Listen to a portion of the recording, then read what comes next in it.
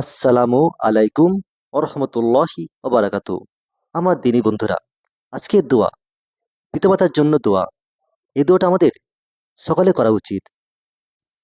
এই দুনিয়ায় যদি নিঃস্বার্থ ভালোবাসা কেউ দিয়েই থাকেন, তারা হলেন আমাদের পিতা ও মাতা। আজ আমরা তাদের জন্য একটি ছোট্ট কিন্তু অত্যন্ত মূল্যবান দোয়া শিখব।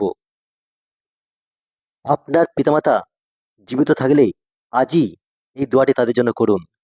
আর যদি তারা এই দুনিয়াতে না থাকেন, এই দোয়াটি তাদের জন্য সৎকে জারিয়া হয়ে যাবে ইনশাআল্লাহ। তো দেরি না করে আমরা দোয়াটা শিখে নিই। আসুন, দোয়াটা হচ্ছে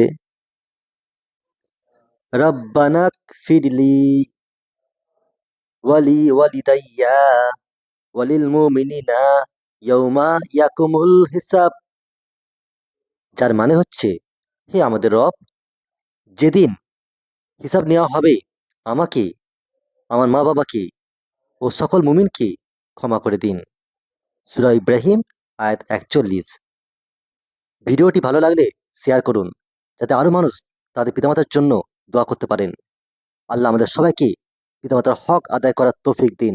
আমিন।